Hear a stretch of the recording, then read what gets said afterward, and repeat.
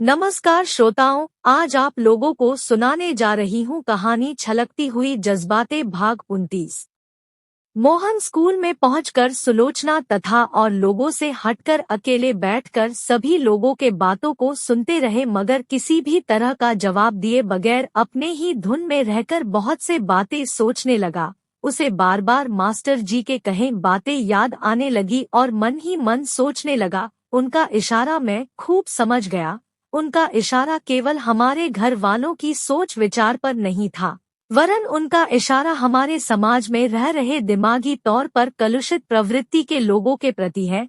हमारा समाज में रह रहे लोग इन सब के नाचने गाने पर खुशियां जताते हैं, हंसी ठहाका लगाते हैं। उस वक्त उन्हें बहुत आनंद आती है, परंतु इन्हें कोई भी अपने घर की बहू के रूप में स्वीकार करने को तैयार नहीं होते। उन्हें डर है कि समाज के लोग क्या कहेंगे।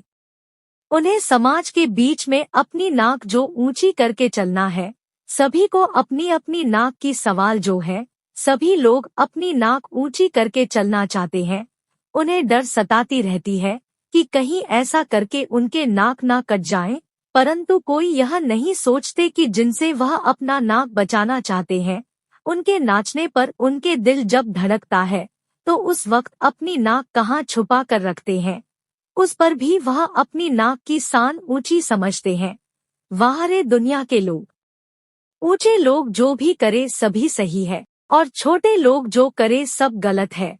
और इन ऊंच नीच के भेदभाव का जाल बिछाकर लोग एक दूसरे को शोषण करते हुए अपने प्रभाव का विस्तार करने की कोशिश करते हैं, परंतु यह भूल जाते हैं कि भगवान के घर में देर जरूर है मगर अंधेर नहीं है। सभी को अपने सटीक समय में सजा मिल जाती है। मोहन विषन्न चित्तों में बैठा रहा और सोचने लगा।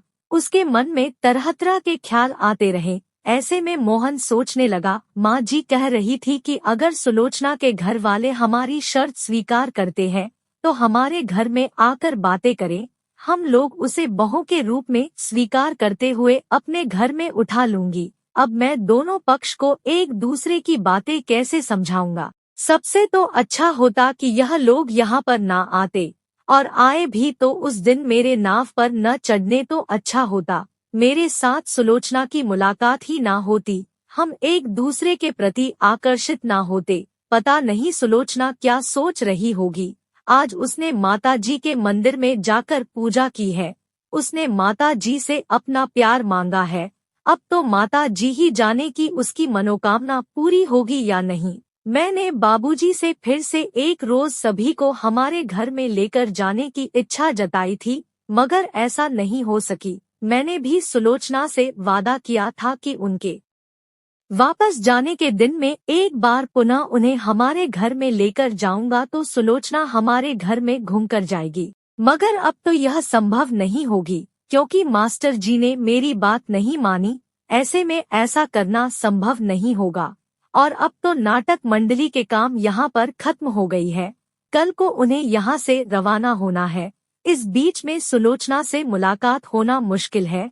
अगर हो भी गई तो भी उसके साथ बातचीत करने को मौका ही नहीं मिल पाएगी। कल को भी वैसे ही बीत जाएगी। इतने लोगों के बीच में मैं सुलोचना के साथ किसी भी तरह की बात नहीं कर पाऊंगा और कल को मैं उन्हें राम जी के घाट तक पहुंचा दूंगा।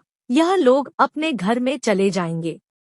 सुलोचना अपने काम से व्यस्त है, परंतु कोई खास नहीं, केवल अपने अपने कपड़े वगैरह समेटने में व्यस्त है। ऐसे में चुपचाप बैठकर समय काटते हुए तथा तरह तरह की बातें सोचते हुए अपने आप में बेचैन हो जाती है। उसे यह बात समझ में आ गई कि अब समय खत्म हो गई है, केवल आज की ही दिन बची हुई है। उसके बाद सुलोचना अपने ही मन में तरह तरह की ख्यालों में खोई रहती है और मन ही मन समस्याओं की विश्लेषण करती रहती है। कल को लगभग 12-13 घंटे नाव में चलने के बाद राम जी के घाट में पहुंचेंगे। बीच में कुशलपुर में मोहन के घर है, फिर भी मैं उन लोगों से नहीं मिल पाऊंगी। कौन मिलाएगा? मुझे समझ में आ गई है कि मोहन भी यह बात किसी से नहीं कह सकता और मैं भी नहीं कह सकती। लोग तरह तरह की बातें बनाएंगे। पहले दिन को जो हुई थी सो एक अलग तरह की बात थी। इससे पहले मैं कभी नाव में चढ़ी नहीं तो डर के मारे मैं कब पानी में गिर गई थी मुझे नहीं मालूम, परंतु अब बात अलग है। फिर भी यहाँ से विदा लेते समय फिर से मोहन के घर में रुकते हुए चलने को कोई भी नहीं मानेगा आता, ऐसा उम्मीद करना भी व्यर्थ है। और ना जाने फिर कभी मोहन या उनके घर वालों से मुलाकात होगी भी या नहीं, कुछ कह नहीं सकते। रात भर का ट्रेन सफर क्या कम होती है। कुशलपुर से हमारे घर लगभग 700-800 किलोमीटर की दूर है। ऐसे में उनसे दोबारा मुलाकात के कल्पना करना ही व्यर्थ है। इस सुल्तानपुर में फिर बलरामपुर में यही हम लोगों के लिए पहला आयोजन थी। ऐसे में फिर कभी यहाँ पर तथा नजदीकी कहीं पर भी हमारे नाटक मंडली के आने की कल्पना करना भी व्यर्थ है। निहायत ही कोरी कल्पना है। ऐसे भी देखा जाए तो हमारे अलावा भी तो बहुत सारे नाटक मंडली है जो यहाँ पर नौटंकी दिखाते होंगे। सुलोचना मन ही मन सोचने लगी, हम लोग यहाँ से कल चले जाएंगे। यह गांव, यहाँ के मेला, बलरामपुर के यह माता जी की मंदिर सभी हमारे लिए सपना ही रह जाएगी। यहाँ फिर कभी आना होगा यह कल्पना के अतीत है। यहाँ के गांव हमारे गांव के तरह ही तो है, मगर हमारे गांव में नदी नहीं है। यहाँ पर नदी है, गोमती नदी। यहाँ के लोग और यहाँ के नज़ारा भी तो लगभग वही है, पर कमी है तो एक नदी और मोहन जैसे लोगों के इच्छा तो करती है कि यहीं पर पूरी जीवन बिता दे, मगर क्या ऐसा संभव हो पाएगी। कभी कभी इच्छा तो करती है कि जोर से आवाज लगाकर चिल्ला चिल्ला कर सभी को कह दूं कि मुझे मोहन से प्यार हो गई है। अब मुझे मोहन को छोड़कर कहीं पर भी नहीं जाना है, मुझे यहीं पर रहना है। तुम लोग सारे यहाँ से चले जाओ पर मुझे कहीं पर भी नहीं जाना है, परंतु यह कदाचित संभव नहीं होगी। मैं इस बात को नहीं कह सकती क्योंकि मैं एक लड़की हूँ। कहते हैं कि किसी भी स्त्रियों के लिए ईश्वर के आशीर्वाद स्वरूप प्राप्त गुणों के तहत उनका सीना फाड़कर सब कुछ भला ही निकल जाए, मगर अपनी जुबान खोलकर कुछ नहीं कह सकते। और यही हमारी परंपरा है। हम अपनी मन की किसी से कह नहीं सकते। अपनी मन की पीड़ा को अंदर ही अंदर घुट घुट कर सहन करनी होगी। अपने ही मन की पीड़ा रूपी जहर को अपने ही कंठ से पीकर निगलने होती है, उसे उड़ेल कर फेंक नहीं सकते। यही है हमारी जीवन। बड़ी विचित्र में है स्त्रियों के जीवन, और यही कारण थी कि मेरी माँ ऐसे ही जहर में उलझ कर रह गई और अपनी जीवन लीला समाप्त कर ली। मुझे अपनी माँ के लिए बहुत कष्ट होती है, परंतु किसे कहे, अब मैं बड़ी हो गई हूँ। उनकी पीड़ आओ को अच्छी तरह से समझती हूँ, परंतु कुछ भी कह नहीं सकती। सोचते हुए एकाएक भावनाओं में आकर सुलोचना की आंखों से आंसू बहने लगी और कुछ ही देर में एकाएक सुलोचना सुबकने लगी, जिसे देखकर सभी लोग सहमा गए। अपने ही ख्यालों में सुलोचना अपनी माँ को लेकर भावनाओं में खो जाती है। वह तरह तरह के बातों में उलझ जाती है और बड़ी देर तक रोती रहती है और सोचती है, मैं कितना बदनसीब हूँ कि मेरे पिता ऐसे लोग हैं जो ना तो मेरे माँ को स्वीकार किया, ना तो अपनी बेटी के रूप में मुझे अपना सके। अपनी नाक ऊंची रखने के लिए मुझे दूसरे के पास बेच दी। वाह रे हमारे समाज!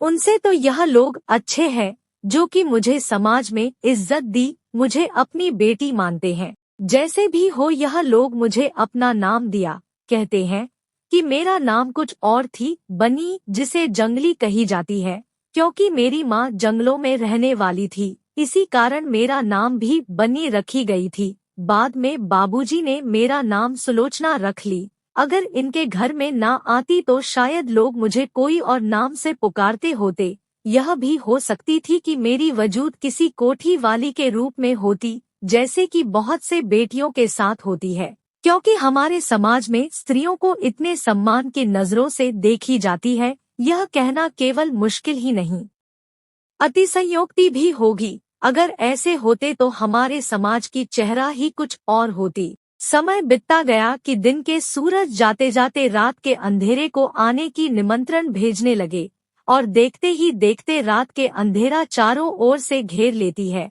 गांव के चारों ओर अंधेरा छाई हुई है। यह बलरामपुर के गांव है। चारों ओर खेत खलिहान और बहुत से मकान है, मगर इन स्कूलों के आसपास मकान कम ही दिखती है। ऐसे में रात को चारों ओर अंधेरा छाए रहना आम बात है।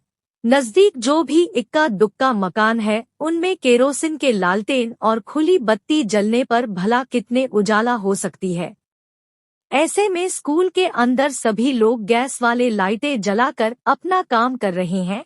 तभी कुछ क्षण के पश्चात आसमान में चांद दिखने लगी, तो चारों ओर अंधेरा को भेद करके चांदनी के दुधिया उजाला अपनी छटा बिखरने लगी। सुलोचना अपने साथियों के साथ गप्पे करती रही तो बाकी पुरुष लोग भी अपनी अपनी मंडली बनाकर बैठे रहे और बातों में उलझे हुए हैं।